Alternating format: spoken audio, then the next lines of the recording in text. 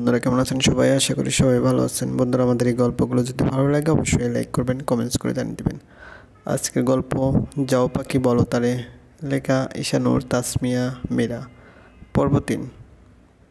ঘুমের মাঝে আবারও মনে হচ্ছে কেউ তাকিয়ে আছে আমার দিকে। পিটপিট করে চোখ খুলতেই আঁতকে উঠে সিটের সাথে আরও শেষে শুলাম আমি, কেননা আমার মুখের কাছে ঝুঁকে দাঁড়িয়ে আছেন রেয়ান। ওনার মুখে সরাসরি সূর্যের আলো পড়ছে, অর্থাৎ সকাল হয়ে গেছে। কিন্তু উনি এভাবে আমার দিকে তাকিয়ে কেন, ঝুঁকে রয়েছেনই বা কেন? ভাবনার মাঝে বুঝতে পারলাম উনি সোজা হয়ে দাঁড়িয়ে কি যেন বলছেন আমায়। তার কথা বোঝার আগ্রহ, তার দিকে মনোযোগী হতেই বুঝতে পারলাম উনি গম্ভীর কণ্ঠে আমাকে বলছেন, এই যে মিস, ট্রেনে থাকার প্ল্যান প্রোগ্রাম করছো নাকি? চট্টগ্রামে এসে গেছে। ট্রেনের টিটিকে তো চট্টগ্রামের কথাই বলেছিলে মেবি। তো উঠছো না কেন? নাকি তোমার গন্তব্য আলাদা? কথাটা যেন একরাশ বিরক্তি নিয়ে বললেন উনি। সেদিকে পাত্তা না দিয়ে তড়িৎ গতিতে উঠে বসলাম আমি। খানিকটা লজ্জা নিয়ে বললাম, আসলে সারা রাত ঘুমাইনি তো। যাই হোক, ধন্যবাদ। রিয়ান গম্ভীর কণ্ঠে বলে উঠলেন, অচেনা মানুষের ধন্যবাদ আমি নেই না মিস। আর হ্যাঁ, নিজের ঘুমটা একটু নিয়ন্ত্রণ করবে। আশেপাশে কি হচ্ছে, কি বলছে এবং কে তোমার দিকে তাকিয়ে আছে তা ঘুমের মাঝেও লক্ষ্য রাখা উচিত।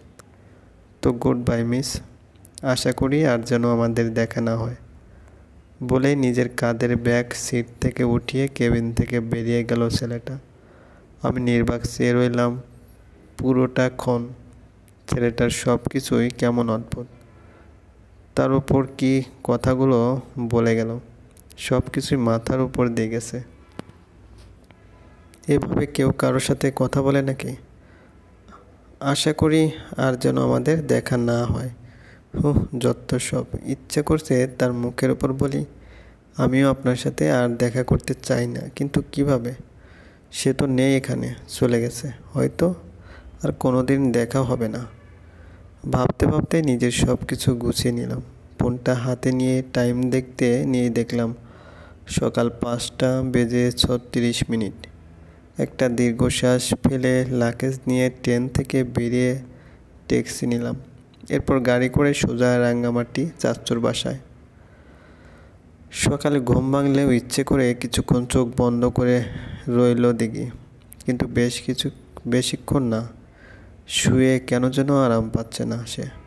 তাই পিট করে চোখ খুলতেই অবাক হলো সে, কারণ দিঘি সোফায় শুয়ে আছে। কিন্তু কিভাবে? সে তো বিছানায় শুয়েছিল। তাহলে? ঠিক তখনই ওয়াশরুমের দরজা খুলে মাথার চুল মুছতে মুছতে আবদ্ধ বের হলো। পরনে গাঢ় নীল রঙের ট্রাউজার আর সাদা রঙের গেঞ্জি। আবদ্ধকে এবারে দেখে হা হয়ে গেল দিঘি। এক দৃষ্টিতে তাকিয়ে রইল সে। আবদ্ধ চুল মুছতে মুছতে আয়নায় সামনে দাঁড়াতে দিঘিকে এভাবে তার দিকে তাকিয়ে থাকতে দেখে অনেকটা বিরক্তি প্রকাশ করলো। চোখ মুখ কুঁচকে বলে উঠল, জীবনে ছেলেদের দেখেননি? মুখ বন্ধ করুন। চট জলদি স্বাভাবিক হলো দিঘি, সঙ্গে লজ্জা পেল প্রচুর।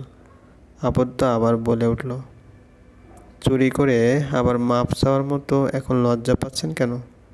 হা করে তাকিয়ে থাকার সময় মনে ছিল না এমনটা করলে পরে আপনার লজ্জা পেতে হবে? যত সব নাটক। রেগে গেল দিঘি, ভ্রু কুঁচকে বলল, আপনার কি আর কোনো কাজ নেই? সেদে সেদে ঝগড়া করেন কেন বলুন তো? আবদ্ধ নির্লিপ্তভাবে বলল, আমার ইচ্ছে। আপনার ইচ্ছে মানে? সব কি আপনার ইচ্ছাতে হবে নাকি?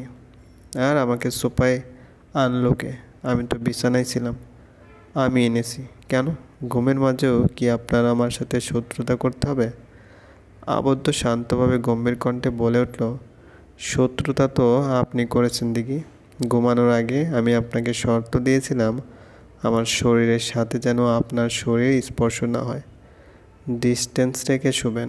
কিন্তু গভীর রাতে ঠিকই আমার উপর নিজের পা, হাত, এমনকি আমার গায়ের উপরেই উঠে গিয়েছিলেন আপনি।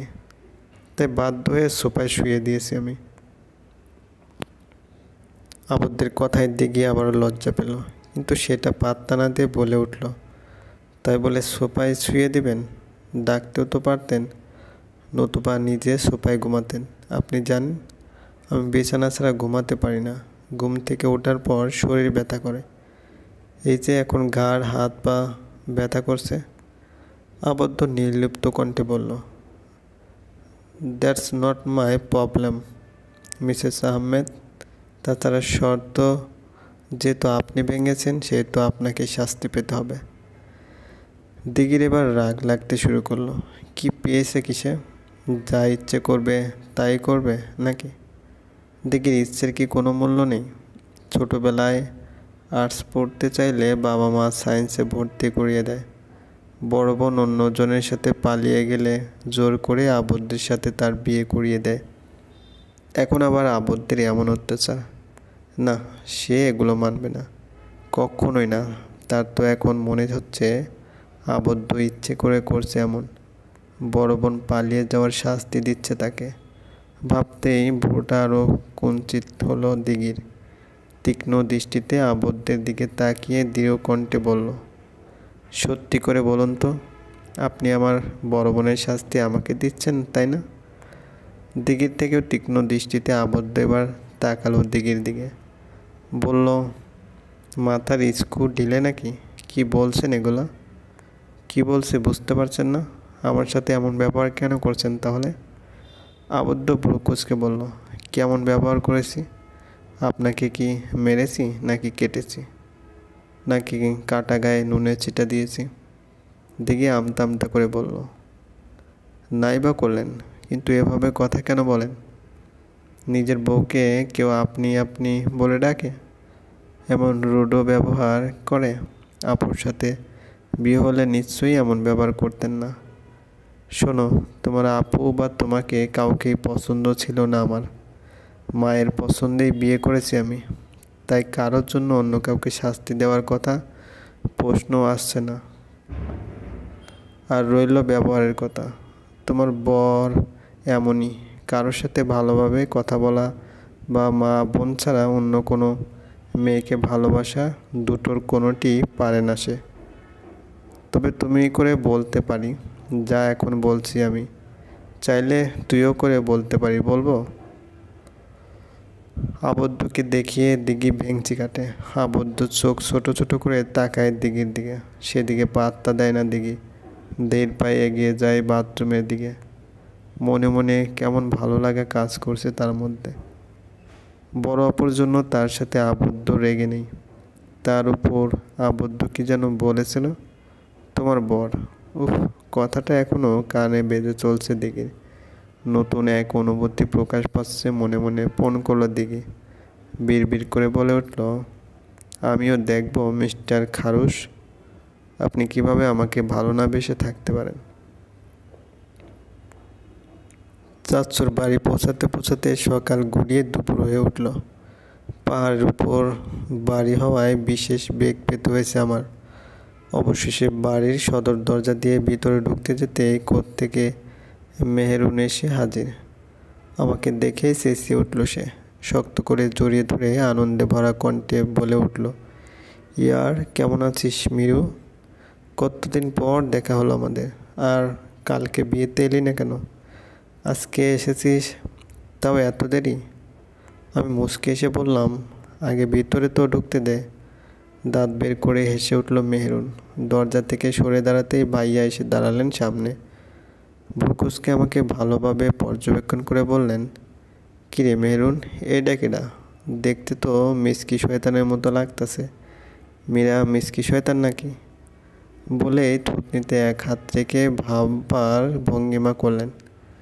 আমি চোখ ছোট ছোট করে তাকিয়ে আছি ভাইয়ার দিকে। বিরক্তি নিয়ে বলে উঠলাম, তুই আগের মতোই রয়ে গেছিস ভাইয়া, এখনও পাল্টাসনি। এত এত কথা শোনাতে পারিস আমাকে? উফ, কি বললি? আমি তোকে কথা শোনাই? তুই তো মীর জাফর হয়ে গেলি রে মীরা। তোর লাগে এত কিছু করছি, আর তুই এই মেহরুনের সামনে আমাকে, ইয়াসিনকে অপমান করছিস, ইজ্জত লুটে ফেলেছিস আমার। সেম অন ইউ গার্ল, অকৃতজ্ঞ মেয়ে। মেহরুন ভ্রুকুচকে ইয়াসিন ভাইয়াকে বলল, তোর আবার ইজ্জত ছিল কবে রে ইয়াসিন? ইয়াসিন ভাইয়া চটে গেলেন, বিদ্রূপ কণ্ঠে বলে উঠলেন, তোরে কিন্তু এখন কিলাম ও মেহেরুন না, বড় ভাইয়ের সাথে কীভাবে কথা বলতে হয় ভুলে গেছিস? বেয়াদ্দপ মেয়ে। বলতে বলতেই হঠাৎ ভিতর থেকে ফুপা বলে উঠলেন, মেহরুন, ইয়াসিন, দরজায় দাঁড়িয়ে কার সাথে কথা বলছিস তোরা? ইয়াসিন ভাইয়া চেঁচিয়ে বলে উঠলেন, আব্বু, মীরা এসে গেছে। কথাটা শুনে ফুপা এগিয়ে এলেন দরজার দিকে। আমার কাছে এসে মাথায় হাত বুলিয়ে বলে উঠলেন, কেমন আছিস মা? কত বছর পর দেখলাম তোকে। বড় হয়ে গেছিস অনেক, তাই কালকে এলি না কেন? বিয়েবাড়ির সাজগোজও তো এখন তেমন নেই, মজাও করতে পারলি না। আমি মুচকি এসে বললাম, কালই পরীক্ষা শেষ হয়েছে ফুপা, এর জন্যই আজকে আসতে হয়েছে। আমার কথা শুনে ফুপা মুচকে হাসলেন। পরপরই ইয়াসিন ভাইয়াকে ধমক দিয়ে বলে উঠলেন, সমস্যা কি তোর ইয়াসিন? মেয়েটা মাত্র এসেছে, আর তুই ওকে বাসায় না ঢুকিয়ে দরজার সামনে দাঁড়িয়ে দাঁড়িয়ে গল্প করছিস, মানে কি এগুলান? ইয়াসিন ভাইয়া মাথা চুলকাতে চুলকাতে বলে উঠলেন, আমাকে এই একা কেন বকছো আব্বু? মেহেরুনও তো ছিল। ফুপা চোখ পাকিয়ে তাকালেন, সাথে সাথে ইয়াসিন ভাইয়া চুপ হয়ে গেলেন। মেহেরুন আমাকে তার রুমে নিয়ে গেল। রুমে ঢুকতেই তার কথার ঝুলি শুরু হয়ে গেল যেন। ব্যাগ রেখে মাত্র বিছানায় আরাম করে শুয়েছি আমি। অমনি মেহেরুন বলে উঠল, জানিস, আবদ্ধ ভাইয়ার বড় ভাইও তোর মতো কালকে আসতে পারেননি বিয়েতে, ওনার কী যেন কাজ ছিল। আমি ব্রুকুসকে বললাম, এ কেমন ভাই, নিজের আপন ভাইয়ের বিয়েতে আসেনি? আব্রাহাম ভাইয়া এমনই, ওনার লাইফে আছে শুধু কাজ আর কাজ। মনে আছে ছোটোবেলায় কাজের বাহানা দেখিয়ে আমাদের সাথে তেমন কথাও বলতেন না তিনি। আবদ্ধ ভাইয়া যা একটু এখানে আসলেও উনি তো একদমই আসতেন না। এখানে আবদ্ধ ভাইয়ার বিয়ে করানো হয়েছে দেখেই অনেক আকুতি মিনতির পর এসেছেন। তোর আসার একটু আগেই তো তিনি পৌঁছেছেন এখানে, এসে আবার কোনো কাজে বেরিয়ে গেলেন। বলতে বলতেই উত্তেজিত হয়ে উঠল মেহেরুন। আমার পাশে বসে পা ভাঁজ করে বলে উঠল, আব্রাহাম ভাই না অনেক সুন্দর হয়ে গেছে জানিস? সেই 10 বছর আগে দেখেছিলাম, আগেও তো অনেক সুন্দর ছিলেন তাই না? আমি একটা দীর্ঘশ্বাস ফেলে বললাম, মনে নেই আমার, কতদিন হলো দেখিনি, চেহারা মনে থাকার কথাও তো না। তোর কিভাবে মনে আছে আল্লাহই জানেন। তাছাড়া তোদের সাথে যোগাযোগ হলেও ওনাদের সাথে তেমন যোগাযোগ হতো না। মেহরুন মন খারাপ করে বলল, ইস, বড় চাচ্চুর সাথে যদি আমাদের সবার বাবা মার ঝগড়া না হতো তাহলে হয়তো আমরা এই 10 বছর একসাথে থাকতাম। আমি ধীর কণ্ঠে বললাম, বাদ দে সব, আগে বল ভাবি কোথায়? রুমে আসার সময় তো দেখলাম না। ভাবি ভেতরে রুমে আছে, সব মেহমান ঘিরে ধরেছে তাকে। তুই এমাত্র এলি দেখে ওদিক দিয়ে যায়নি, পরে মেহমান তোকে পেলে আর রেস্ট করার সুযোগই দিত না, এটা সেটা জিজ্ঞেস করে তোর মাথায় খেয়ে ফেলতো। আমি মৃদু হাসলাম, পরপরই চোখটা বন্ধ করে ফেললাম। মেহেরুনও আর কিছু বলল না। চলবে।